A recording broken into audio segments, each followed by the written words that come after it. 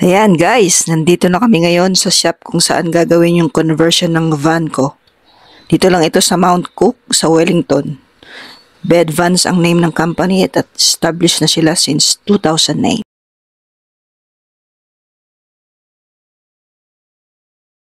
Bye for now, Serena. See you after 10 days. Mamimiss ka namin. Yan, nag-convoy kami ni Mahal. Kasi iiwanan namin siya dito for 1 to 2 weeks daw gagawin. Naligaw pa ito. Mabihira naman to. Saan ka nagpunta? Sus! Diyos ko Lord. Ayan lang Mahal, dire-diretso lang yan. Hindi kasi tawag dito. Narilito kasi ako sa kanya. Nakakalito kaya? Saan? Ayan. Asa na yung sasakyan? Ito pa, inaantay ko siya. After 15 minutes daw siya darating. Pwede ba dito yung sasakyan na yan? Saglit lang naman. Dito lang yan, sa Mount Cook. Sa mga gusto magpagawa ng kanilang van, converted into caravan lang. Ang famous na famous dito sa Wellington is Bed Vans. Alam nyo ba na ang swerte namin kasi ang sabi sa akin nung may-ari na magkuklose na yung business nila in just 3 weeks time. Kasi lilipat na daw sila sa South Island kaya buti na lang nakahabol pa kami. In the meantime, interviewin muna natin itong naligaw. Paano kasi tinitingnan ko siya ang kwan niya. Ang bagal-bagal. Hindi ko alam kung bakit ang bagal-bagal niya. Wala namang pulis sa daan. Bagal-bagal. Nasa likod mo lang ako. Sakto lang Tapos ito, Mahal. Tapos ito, pwede ka magsampay. Ito dito, meron rin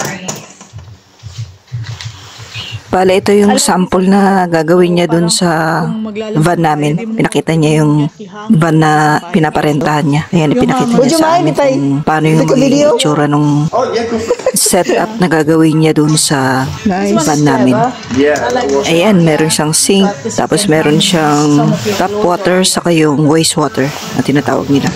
Ayan, meron na rin siyang small kitchen. Ayan, may table siya.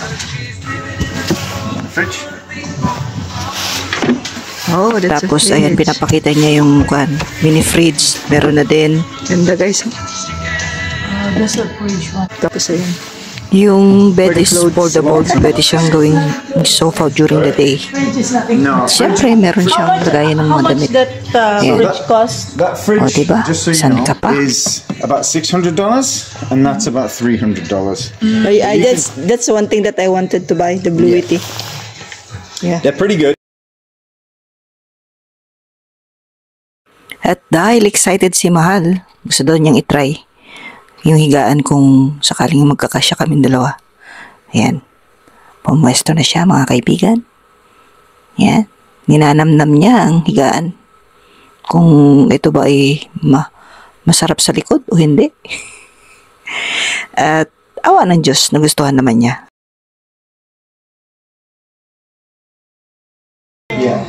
It will feel... Ayan, medyo may humihirit pa ng konti pero hindi na kaya ng budget namin.